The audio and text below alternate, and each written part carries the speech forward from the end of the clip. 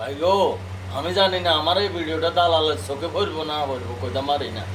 দালালে প্রবাসে আনার টাইম আমারে কি কইছে,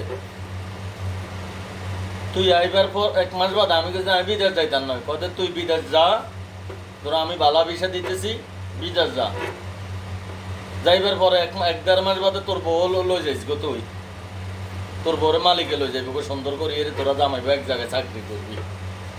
তোর কত আইসি চিন্তা করলাম, এই শীতের মধ্যে তো বোর তো কাম লাগবে, এই শীতের মধ্যে বোর কাম লাগবে, এই শীতে তো আর একলা থাকতে ইত্যান নয়, বিদেশের বাড়ি ঠান্ডা বেশি। তো ওই দালালে এ কথা কইরে যা খাড়াইছে, মালিকে আজকে আর বড় আনবো, কালকে আনি দিব, পরশু আনি দিব, কই কইরে 3টা বছর কাটা লাগছে।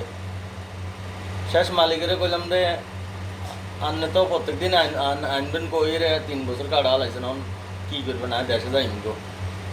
কদে আমার দেশে যাইস না, দেশে যাই কিরবি, আর 1 মাস বাদে তোর বড় আনি দিম, এখানে তোর বউ কাজ করতে আইব। কাজ তো থাক দূরের কথা, মালিকে আরে টিকিটও দেন না, বউ আনি দেন না, আমি যাইতাম আনি না, 3 বছর হয়ে গেছে। তো এরকম দালালের চোখে পড়ি না আপনারা।